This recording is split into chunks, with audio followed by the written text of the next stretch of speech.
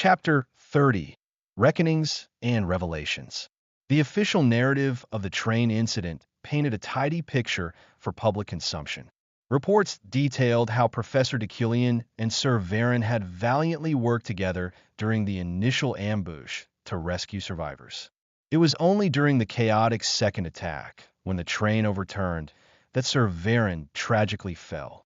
Miraculously, the report concluded, the VIP car carrying Professor Deucalion had remained precariously perched on the cliff edge, saving him from the same fate. In summary, both men were lauded for their efforts, with Varen's death attributed solely to the second ambush. Back at the snowy site of the wreck, Julie received this sanitized account from a grim-faced official. He presented a small, glowing orb, perhaps containing Varen's last message or essence, offering a simple thanks for her cooperation. Julie, flanked by her grieving knights, stood stoically. She inquired about any keepsakes recovered from Varen, but the official confirmed there were none. When she pressed about the identity of those behind the ambush, he curtly reminded her of the unspoken rule. Crimes occurring en route to Birch were best left uninvestigated, a convenient way to bury uncomfortable truths. Later, Julie stood alone on a windswept precipice overlooking the vast, snowy expanse. The wind whipped her silver hair as she mourned the loss of Varen, her reliable right arm, lamenting the perceived futility of a sacrifice. A single tear escaped as she bitterly cursed him under her breath, calling him a foolish bastard for throwing his life away. Miles away, back within the opulent halls of the Eucline estate, Deucalion faced a different kind of storm. Uriel, his supposed half-sister and the temporary head of the household, confronted him, practically radiating fury. Her hands were aflame, metaphorically speaking, as she brandished a newly written family check, demanding to know if he'd forgotten their dire financial straits. She reminded him frantically that their funds wouldn't last even 2 more months at this rate, calling him an idiot for his apparent profligacy. Deucalion remained impassive. He acknowledged internally that the fee for crafting his new wand had indeed been greater than anticipated. This explained Uriel's outburst.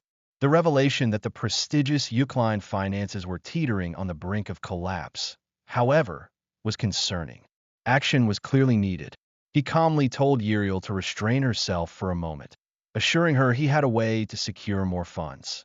Uriel looked momentarily stunned. He led her and the anxious butler, Roy, to a vault-like room filled with glittering artifacts, shields, chalices, ornate boxes, and other expensive-looking items. Uriel immediately questioned what he was doing, recognizing the collection as trinkets the original Deucalion had bought at auction simply to flaunt his wealth. Deucalion merely told her to hold on, adding a pointed remark about her needing to speak more like the lady and next head of the family she was supposed to be.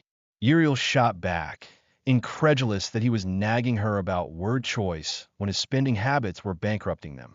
Deucalion ignored her retort, reflecting on his own recent realization.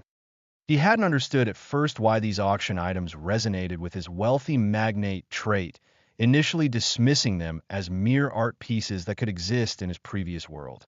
However, while preparing for Birch, he had naturally come to understand their true potential, a way to use these seemingly frivolous items to generate substantial wealth.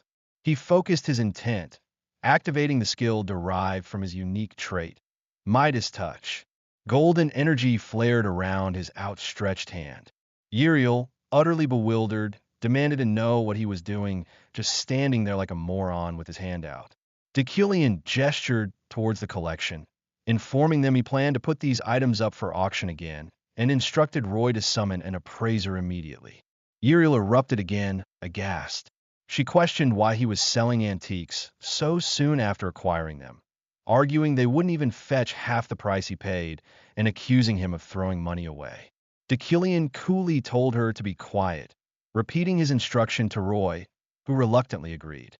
Deucalion paused, his gaze falling upon a particularly elegant vase. As his Midas touch subtly influenced it, a faint golden shimmer enveloped the porcelain. His comprehension revealed the awakened potential, It was now a vase of the Eastern master craftsman, imbued with magic ensuring any flowers placed within would never wilt, but would instead slowly transform into new blossoms, each petal possessing potent fatigue recovery effects. A vase originally worth 2.5 million eln had become something far more valuable, an item he suddenly found himself unwilling to part with. The stonks, as they say, were undeniable. He instructed Roy and the staff to handle the items with care as they began preparations. Uriel, still exasperated, pleaded with him, asking if he was truly planning to sell everything and bankrupt them. Decillion simply reassured her not to worry, stating they would make money, then declared it was time for him to head to work at the university, leaving Uriel screaming in frustration behind him. Meanwhile, at the University Magic Tower, within the cozy confines of the Magic Exploration Club room, Ephorine and her newfound friends, a mix of commoners and less prominent nobles, were engrossed in a game of cards. Ephorine triumphantly laid down a full house, kings high, cheering gleefully. She had won 3 rounds already, exempting her from cleaning duty for a week.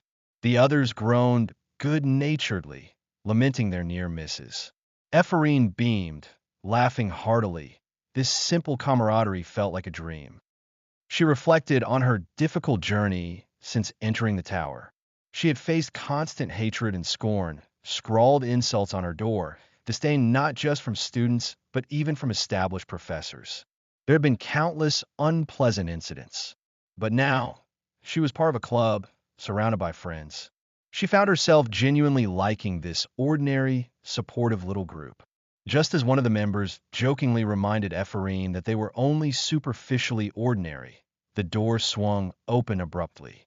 A stern voice demanded to know what was going on. Standing in the doorway were Professors Reelin and Beck, their faces etched with disapproval. Reelin, known for his blatant prejudice against commoners, sneered, complaining about low-class students taking up space in the Magic Tower with pointless activities. Ephorine recognized the pair instantly. They consistently made trouble for commoner students. Reelin scoffed derisively at the club's banner, mocking the name OMDC. Ephorine, bracing herself, knew this confrontation was inevitable, though unwelcome. She resolved to handle it with dignity, calmly explaining that they had submitted a club creation plan and received official permission, making them a legitimate university club. Reelin exploded, demanding to know who in their right mind would allow such a stupid club. His eyes then fixed on Ephorine, recognizing her as the lowlife he had disciplined previously. Ephorine's eyes narrowed, the familiar insults stinging sharply. Again with the lowlife accusation. Reelin mocked the arrogant brat for glaring at her professor. One of her friends quickly tried to placate Ephorine, urging her to avert her eyes. Professor Beck watched from the doorway, poorly concealing his amusement.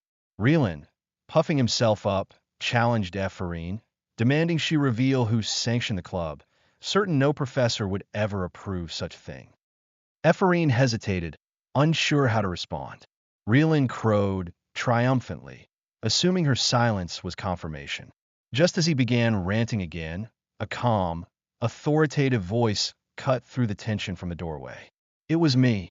Decillion stood there, his presence instantly commanding the room's attention. He stepped forward, confirming coolly that he had allowed the club's formation, then fixed his piercing gaze on the sputtering Professor Reelin, asking if he had any complaints. Ephorine stared, utterly astonished by Decillion's unexpected intervention.